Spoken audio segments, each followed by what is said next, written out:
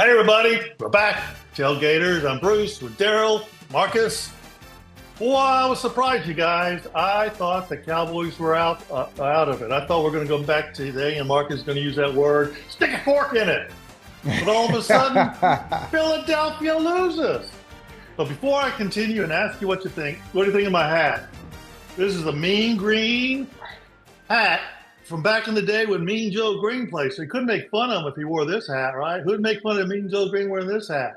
They don't use his colors anymore, but I got to say I'm proud of the Mean Green. They didn't win the game. Opportunities were there for them, that's for sure. And I'll blame it on the refs. Did y'all see it down there? Anyone out there that's a Mean Green fan? I can't believe it. They were waiting for the punt return. The punt returner got knocked down. The ball hits the ground, then Ben hits a UNT guy, and the other team gets it. I mean, wow. They didn't even call it on the guy that's receiving it. I know, Marcus. Don't ever put yourself in a position where you can lose because of the officials. Oh, anyway, those guys robbed us. I like the hat. I mean, I know we're talking sports talk right now, so I guess my only logical question is that you lose a bet. No, I mean, it's all I'm good. proud of my guys. I mean, hey, it's all good. I mean, you good for St. Patrick's Day for the whole year. You want That's right. Nobody's gonna be pinching you anytime soon. Hey, we did good. Wow. One time you Mean Green won the first Dallas Bowl in football. So I wore this that day, and now we were almost made it to the playoffs. I know almost doesn't make it when you're a UT fan or those kind of fans, but whether you're a UNT and big old victories are few and far between, I still got to root for them, right? Oh yeah. Oh, that's also, this is from when it was called NTSU. Yep, this was NTSU. This is before they were UNT. So what is that? NT? UNT, University of North Texas, but NT, North Texas State University. Oh. Okay, I didn't know that. Before that, they were called the normal school. Okay. They're a teacher school. Okay, anyway, back to the real serious topic at hand. Cowboys, and then the Eagles. What do you think of these guys? I've been questioning them all year. No, I'm joking. Yep. Yeah. I'm joking. Listen, the Cowboys, I have to say this, right? Although they have had bad luck, and this is almost like it's a recurring trend. We expect this to happen every year. It seems like it's happening a little earlier this year, right? Because, they win in December or they win in November, December, then things start falling apart. Yeah. My biggest thing, it was a game that they needed to win, Detroit, right? If they would have won Detroit, we already saw what happened with the Eagles. We would be having a very different conversation. The only thing that is working for the Cowboys' advantage is that the doggone Eagles keep losing. So that's really the only thing. It's just that if the Eagles were doing what the Eagles are supposed to do, the margin would get wider and wider. But at the end of the day, they still have less than a 10% chance of making the playoffs and less than 5% of winning out the NFC East. CeeDee Lamb, I think he had a concussion. Oh, that's a wicked one. Yeah. Yeah. And it's just, I don't know. Now, granted, I'm kind of wondering why they had to play on a Thursday when they had already played on a Thursday not too long ago. Yeah. So it's kind of like they've been having these shortened breaks between games. Sometimes that works for your advantage, other times it doesn't. But at the end of the day, I think they're done. So I'm still gonna rock my jersey. But unless the Eagles lose out and the Cowboys win out, which I just don't see that happening, not when you look at Jalen Hurts and what they have on that team. That team has a lot of weapons, and they may be going through a bad period right now. But if I was a betting man, I don't see the Eagles losing out, and I sure as hell don't see the Cowboys winning all the way out. That's my perspective. I think the Cowboys will have to use the rest of the season to really rethink about what their strategy is for next fall when we get into the next season. Better do some damn good recruiting and restructuring and find Jerry Jones a nursing home and let that man enjoy the rest of his years, man. Like that's what he needs right there. Let's just I don't know. Okay, I'm done. Gerald, I know you probably got a different perspective. No, I mean, you said something about the Eagles having all these weapons on their team, like I'm supposed to be scared of them. But look here, man.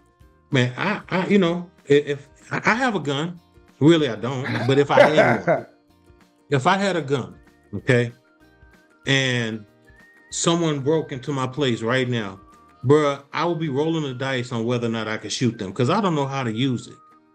Yeah. I just never been a gun person, and right. So. That's how I look at the Eagles, bro. They may have all those weapons, but bro, they have no idea what the hell they doing. They are not playing up to their potential. No. And I'm just telling you, Doc, look. I mean, I don't care if it's crunch time. I don't care what time it is, bro. They ain't been playing well all season. I don't expect them to finish strong at all. So, bro, I mean, who knows what's going to happen in that division, Doc? And you don't think I'm weird for saying this, but I don't count the Cowboys out. Not right now. Yeah. Nah, bro. And if you see my DraftKings lineup for this weekend, Doc, I'm still loaded with Dak, with CD Lamb, with Pickens, like I've been doing all season. But, bro, Darryl, they have individual weapons on the Cowboys, just like they do the Eagles. The problem with the Cowboys, and again, I know a few weeks ago I'm rocking my jersey, and the week before that I'm rocking the jersey and the hat. I'm still a believer in this team, fundamentally, but at the end of the day, I'm just looking at the numbers, the probability of them winning out, the Eagles losing out. You still got Barkley on that team on the Eagles. Like, I mean, they still have the weapons that maybe they didn't. I mean, come on, like literally that game that they lost the other night. I mean, that really wasn't an interception, man. It's just like, how did that even happen, right? Yeah, that's the truth. It's just, I mean, just a millisecond or millimeter off, and he catches the ball. We're having a different conversation, today. But man, they just had bad luck. They just 3-game losing streak. The Eagles are just having, I don't know, man. They're just something's wrong with them. That boy ain't right. I agree with you. That could have easily been a touchdown and gone the other way. It really could. But 5 turnovers, that one play where he throws an interception, then it fumbles and Hurt gets it back, and then he fumbles it back to him. There's a lot of sloppy playing going on. I don't know if it's a discipline or you get that when you win a Super Bowl. A lot of times you get a little more complacent. I don't know, but I don't want to count the Cowboys out. But Eagles don't look like they're trying to fight to win it either. So. Yeah, who knows? I don't know. Next week, have a different conversation. But them Texans, I hope so. We'll see. But them Texans, whoo, Darryl, I know you're feeling good. I can see the hair on your chest from here. Yeah, man. What about the Texans? I'm gonna talk about that defense before the beginning of the season. I said it, man. We are the best defense in the league. They went out there and they proved it. They're still proving it, man. Bruh. And every game day for the Texans, me and my kids, we have what we call a conference call. Xavier FaceTime everybody, and we talk about, okay, what's going to happen? What y'all think we're going to do? And before the KC game, my son said, hey, man, I think that Mahomes is about to have the most frustrating game of his whole career. And he did. And I'll be darned if he wasn't right. That was Mahomes' lowest point total for a game. That was the lowest yards in a game. He passed for only, I don't know, it wasn't even 200 yards, was it? He was frustrated, visibly frustrated. Kelsey was frustrated. I mean, Kelsey out there fighting, So, but yeah, man, we predicted that well, man. And again, we got a little ways to go. We still got some work to do. But I'm proud of the fellas. That offense did play 60% better. When I said that, they've been playing that 60%. I like it to be 80, but hey, I'm hard to please. But who cares, man? Look, man, we're rolling, and I hope we continue to roll. That's all there is to it. That was something that. Can you imagine one of your last? Assuming he retires, Kelsey, the Hall of Fame player, and all of a sudden one of his last passes, he catches it in the critical time, and he's sort of like, Nah, let you intercept. Yeah. Here you go. You know. He probably had his AirPods in listening to Taylor Swift. I don't know what's going on. Shake it off. Taylor Swift announced their wedding date. I think it's June 13th because 13th is her favorite number. And they wanted a special venue in Rhode Island. And the way I understand it, it was already reserved. But when you're a $2 billionaire, that's not an object. So she offered the bride for that already had June the 13th some money she decided not to refuse. So she's got the date. The other people got probably their house paid for in the future, and everybody's happy. But God, why can't that happen for me? Let's hear you sing. Yeah, I know, right?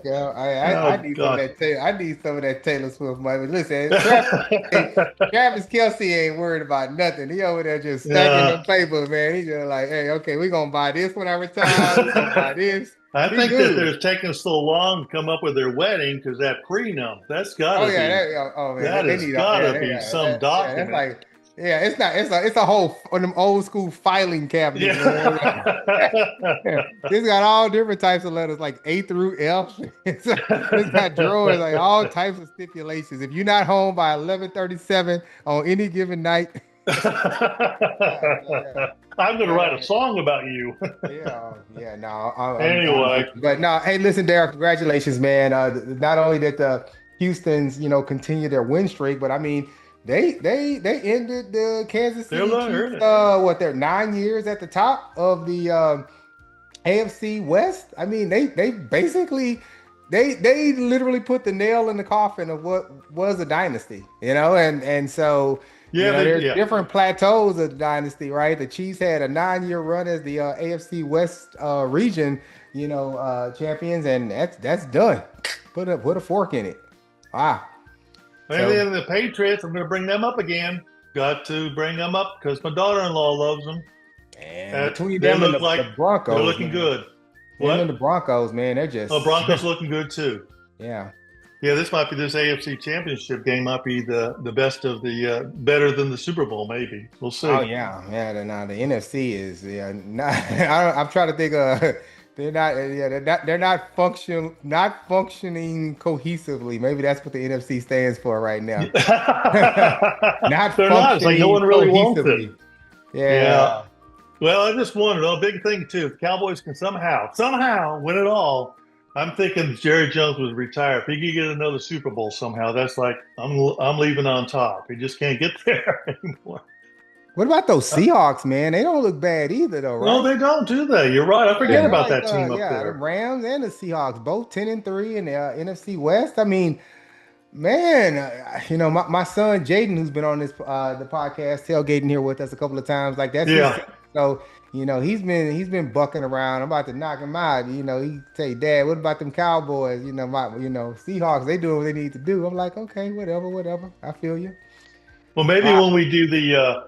Maybe when we do the predictions, once we get the playoff picture all right, maybe we get Jaden back on. Maybe Noah can go back on. We can get them on to give their perspective too, if that's okay with you guys. Oh, one other thing I got to tell you, talking about sports and our kids, my grandkid got to play some basketball with them. Oh, okay. Man, oh man, talk about one of the best feelings in the world, going to shoot some hoops with your grandson. Yeah. Good thing there's a bench close by, but it was fun. No, that's a got to sit over here and watch it for a while. Hey Bruce, Bruce, you got a little height on you. Most of the people watching can't tell, but can you still dunk? Oh, not anymore. I went up to try to jog, still hit the net. Oh, okay. And it looks a lot taller than it used to. I was standing underneath, and I'm like, "Watch!" Oh gosh, I got the most embarrassing thing. Noah, this about 4 or 5 months ago. Noah takes a shot, and you know how it gets wedged in there between the hoop and the backboard? Yeah. Well, it was locked up in there. I go up to casually knock it out. It might as well be 100 foot up. I didn't even come close. I'm laying there like, what was that? I don't even try stuff like that no more. Ever since then, I've been doing I'm throwing my shoe at it with the quickness. That's how that's gonna go down. Yeah, well, I don't even get on ladders anymore. Yeah, I should have tried, but I don't. I'm sorry, because at this stage right now, when I fall, I ain't getting up. So I try to do everything to make certain I don't fall. Back in the day when I was a school teacher, we had to do volunteer work at a boys' club. Those kids didn't care about anything I could do. And then I dunked the ball, and they were like, "We like Mr. Ladder now." They didn't care anything else I knew about. Just he can dunk it. Yeah. But that's in my dream world. I'll tell you, another 10 years, guess how good I was. All right, you guys, that's all for today. Give us your comments, like and share. But you guys out there, we've never heard anything from the UNT fans or the NTSU guys, Mean Joe Green guys. Let us know. What did you think? I'm proud of them. Didn't quite make it as far as I was hoping for, but they showed up this year. Yeah. Wait. Don't they have a new coach? Yeah, they're going to have a new coach. Well, what's his name? I don't know anything about his name. He caught me. Okay, I was wondering if I don't even know who their new quarterback's going to be. I was wondering if it was fake news or not, but I heard Jason Garrett would be their coach. That'd be interesting. Jason Garrett. I got to look this up real quick. Just hold on, everybody. Time out. Late breaking maybe news. UNT's new coach.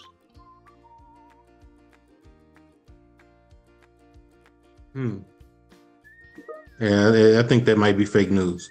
Okay. I don't mind spreading news. Neil Brown. Okay. Former head coach at West Virginia and Troy. Okay. All right. Sorry, UNT. Sorry. My bad. No, okay. I don't. We had to get back with the program. What did he always say? Jason Garrett. He always say like, stay with the program, or stay with the. I forgot what he always said. He said something. Process. Stay with the process. Stay with the process. Yeah, that did a lot of good. All right. Once again, you guys, like, share, and give us some comments. What do you think about the new head coach of the University of North Texas? Who's going to be the new quarterback? I don't know, but they had a good run. Anyway, see y'all later. Have a great weekend. Peace. Bye.